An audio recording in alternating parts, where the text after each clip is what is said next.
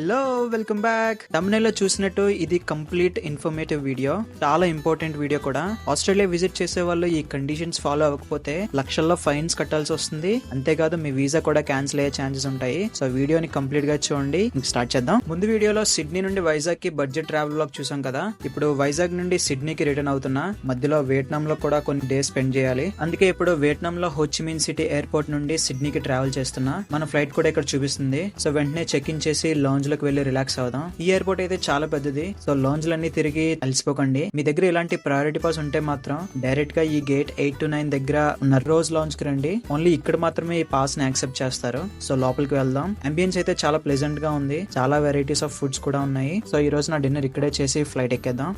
Already Australia enter అయిపోయాం. Weather కూడా చాలా బాగుంది కదా.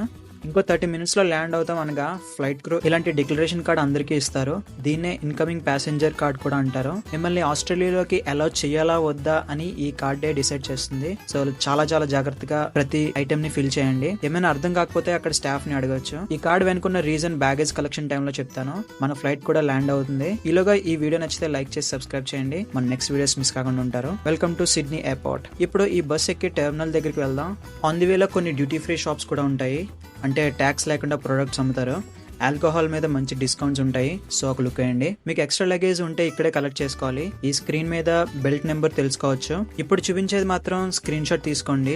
చాలా చాలా ఇంపార్టెంట్. ఇక్కడ కనిపించే వాటిలో ఏ ఐటమ్స్ అయినా మీ బ్యాగ్ లో ఉంటే వాటిని ఖచ్చితంగా డిక్లేర్ చేయండి. లేకపోతే 3.5 lakh వరకు ఫైన్ కట్టాలి. అంతేకాదు మీ వీసా కూడా క్యాన్సిల్ అయ్యే ఛాన్సెస్ ఉంటాయి. సో మీ లగేజ్ ని మాత్రం ఇంట్లో వాళ్ళతో ప్యాక్ చేయించకండి. ఇక్కడ బార్డర్ ఫోర్స్ వాళ్ళకి ఒక యాపిల్ మీ బ్యాగ్ లో దొరికిన $500 ఫైన్ కట్టాలి. ఇక్కడ ఇది మాత్రం నాన్ నెగోషియబుల్. ఈ రీజన్ ఏంటంటే బయట నుండి తెచ్చే ఫ్రూట్స్ లో చాలా బ్యాక్టీరియా, పెస్ట్ ఇంకా ఫ్రూట్ ఫ్లైస్ ఉంటాయి. అవి ఆస్ట్రేలియాలో ఉన్న ఫార్మ్ ఇండస్ట్రీ మొత్తాన్ని డ్యామేజ్ చేయొచ్చు. ఆస్ట్రేలియా ఒక ఐలాండ్ కాబట్టి ఇక్కడ బయోసెక్యూరిటీ మెజర్స్ చాలా చాలా స్ట్రిక్ట్ గా ఉంటాయి. సో మీరు కానీ మీకు తెలిసిన వాళ్ళు కానీ ఆస్ట్రేలియా విజిట్ చేస్తుంటే ఈ వీడియోని వాళ్ళకి షేర్ చేయండి. చాలా యూజ్ అవుతుంది. ఇండియన్స్ ఎక్కువ మసాలా అండ్ స్పైస్ ఐటమ్స్ చేస్తారు కదా, అందులో కొన్ని అలౌ చేస్తారు. మీకు ఏమైనా డౌట్ ఉంటే కామెంట్ లో అడగండి, తెలిస్తే ఆన్సర్ చేస్తా. లాస్ట్ లో ఒక ఫైనల్ వార్నింగ్ కూడా ఉంటుంది. సో ఏమైనా ఉంటే డస్ట్బిన్ లో పడేసి వెళ్ళడం బెటర్. లేదంటే ఇమిగ్రేషన్ క్లియరెన్స్ దగ్గర ఆస్ట్రేలియా బోర్డర్ ఫోర్స్ వాళ్ళు మీ లగేజ్ మొత్తాన్ని చెక్ చేస్తారు. వన్స్ క్లియరెన్స్ కంప్లీట్ అయ్యి బయటకు వచ్చాక డైరెక్ట్ గా ఎయిర్పోర్ట్ నుండి ట్రైన్స్ ఉంటాయి. సో ఈజీగా సిటీలోకి వెళ్ళొచ్చు. నా అడ్వైస్ ఏంటంటే సింగిల్ పర్సన్ అయితే ట్రైన్ తీసుకోండి, ఫ్యామిలీ అయితే క్యాబ్ ప్రిఫర్ చేయండి. సో ఈ వీడియో మీకు యూస్ఫుల్ అనిపిస్తే లైక్ చేసి సబ్స్క్రైబ్ చేయండి. మన నెక్స్ట్ వీడియోస్ లో మళ్ళీ కలుద్దాం.